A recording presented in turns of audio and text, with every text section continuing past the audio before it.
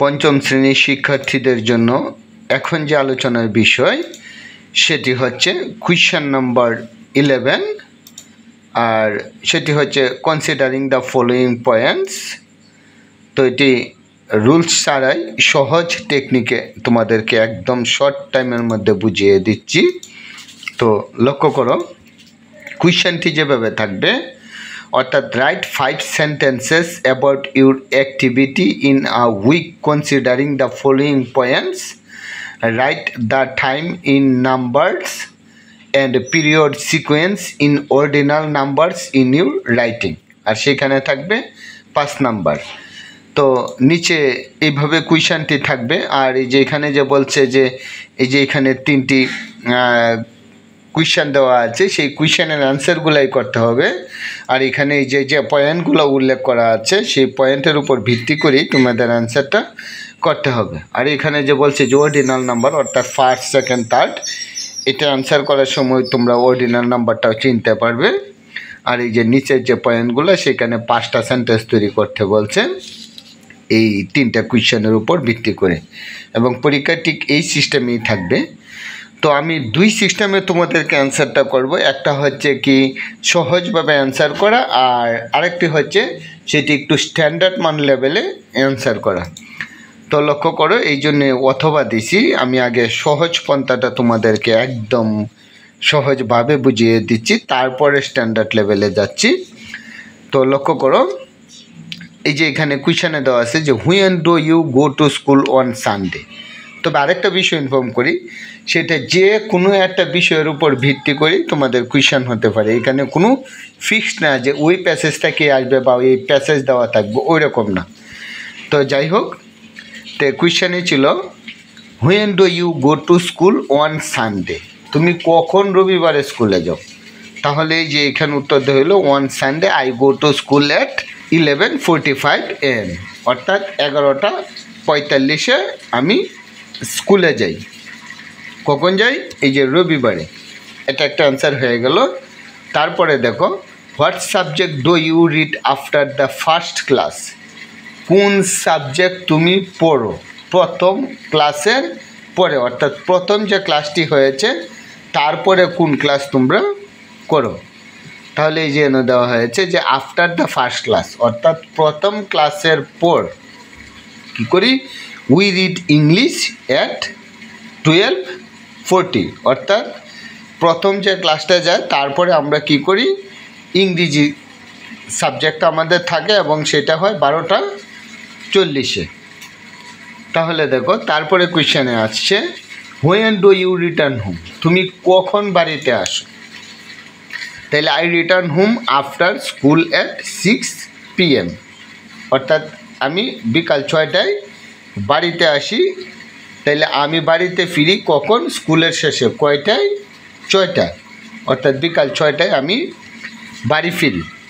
তো এই যে এখানে বলা হয়েছে যে 5টা সেন্টেন্স, একবারে বাধ্যতামূলক না, 5টার মধ্যে 6টা হইলেও সমস্যা নাই, বা 5টা হইলেও একটা সেন্টেন্স কমেও হইতে পারবে, তবে 5টা দেওয়াটাই বেটার। তো লক্ষ্য করো, একদম সহজ যারা মানে বুঝতে একটু সমস্যা হয়, একদম অনায়াসে যারা অ্যান্সার করতে চাও তারা ঠিক এভাবে অ্যান্সার করে ফেলবে, তখন তোমরা একটা মোটামুটি একটা ভালো নাম্বার পাবে। তবে এটাকে যদি তোমরা স্ট্যান্ডার্ড করতে যাও তাহলে তোমরা এই সিস্টেমে লেখো, যেমন Sunday of the first day of a week, রবিবার হচ্ছে সপ্তাহের প্রথম দিন, অর্থাৎ সৃজনশীল কিছু তোমরা তৈরি করলা। এই যে রবিবার যে, তাহলে এই যে রবিবারটা হচ্ছে কি সপ্তাহের প্রথম দিন, অর্থাৎ তোমার লাইনটাকে একটু বড় করা। তো এই যে এখানে Sunday of the first day of a week. তারপরে দেখো, অন দ্যাট ডে, ওই দিনেই কী করি, I go to school at 11:45 AM, অর্থাৎ আমি 11:45 স্কুলে যাই। তাইলে এখানে পূর্বে কিন্তু one Sunday I go to school সরাসরি টাইম ডেতে উল্লেখ করা ছিল যে, তো এখানে শুধু বলা হয়েছে যে সপ্তাহের প্রথম দিন, আর ওই দিনে আমি 11:45 স্কুলে যাই। তাহলে এই যে এখানে স্ট্যান্ডার্ড মানদের লাইনটাকে বড় করা হয়েছে, কারণ এখানে 3টি কোয়েশ্চেন করা হয়েছে, তাহলে উত্তরে আসলে তো 3টা লাইনে আসতে পারে। এই জন্য যে 5 লাইন যেহেতু বলছে, অর্থাৎ তারা তোমার কাছে এতটুকুই চেয়েছে যে তুমি সৃজনশীল হও, অর্থাৎ আর একটু বাড়িয়ে তুমি নতুন কিছু সৃষ্টি করে লেখো। তাহলে এখানে নতুন কিছু সৃষ্টি করা হয়েছে, Sunday of the first day of a week, অর্থাৎ রবিবার হচ্ছে সপ্তাহের প্রথম দিন। ওই দিনে আমি 11:45 স্কুলে যাই। তারপরে দেখো, what subject do you read after the first class. তাইলে এই যে হোয়াট সাবজেক্ট, কোন বিষয়টা, ডু ইউ রিড তুমি পড়ো, আফটার দ্য ফার্স্ট ক্লাস, তাইলে তার মানে কি সেকেন্ড ক্লাস সেটা। তাহলে এই যে দ্য সেকেন্ড ক্লাস, অর্থাৎ সেখানে না দিয়ে ক্লাস না দিয়ে পিরিয়ড দিছে, অর্থাৎ আর একটু স্ট্যান্ডার্ড করছে, সিমিলার ওয়ার্ড দিয়ে দেওয়া হয়েছে, মানে ওইটার ওয়ার্ডের সাথে মিল রেখে, অর্থাৎ পিরিয়ড বিকেন্স শুরু হয় কয়টা, at 12:40 PM, অর্থাৎ 12:40। হোয়েন উই রিড ইংলিশ, যখন আমরা ইংরেজি পড়ি। আর আগে দেওয়া হয়েছিল যে সরাসরি যে ইংরেজি সাবজেক্ট পড়ি আমরা 12:40, তখন এই জন্য বলছে যে এখানে একটু স্ট্যান্ডার্ড মান করা হয়েছে, একটু বড় করা হয়েছে, the second period begins at 12:40 PM, অর্থাৎ 12:40 যখন আমরা ইংরেজি পড়ি। তারপরে কোয়েশ্চেনটা, when do you return home, তুমি কখন বাড়িতে ফিরো। তাহলে দেখো, I return home after school at 6 PM, এটা হুবহু দিয়ে দেওয়া হয়েছে, অর্থাৎ এখানে 5টি লাইন ক্লিয়ার হয়ে গিয়েছে। এখন যারা সৃজনশীল হিসেবে অ্যাপ্লাই করতে না পারো, তারা নিচে যে সিস্টেমটা অ্যাপ্লাই করেছি সেটা লিখে চলে আসবে সরাসরি, তখন ফুল নাম্বার না পাইলেও মোটামুটি একটা ভালো নাম্বার পাবে। আর এইভাবে যদি উপরে একটা সিস্টেমে লেখো, তাহলে তোমরা একবারে অনায়াসে প্রপার নাম্বারটা চলে আসবে। আর আরেকটি বিষয় ইনফর্ম করি, তোমরা তো এটা যে পরীক্ষা আসবে তো এমন না, ওই কোয়ালিটির পরীক্ষায় আসবে। সুতরাং তোমরা মডেল কুয়েশনের প্রত্যেকটা মডেল থেকেই এক্সারসাইজ করবে, অর্থাৎ practice makes a man perfect, একের পর এক এক্সারসাইজ করবে, তাহলে অবশ্যই যে কোনো জায়গায় থেকে আসো তোমরা এসে অ্যান্সারটা করতে পারবে। এখন পরীক্ষার খাতায় কিভাবে গুছিয়ে লিখবে সেটা লক্ষ্য করো।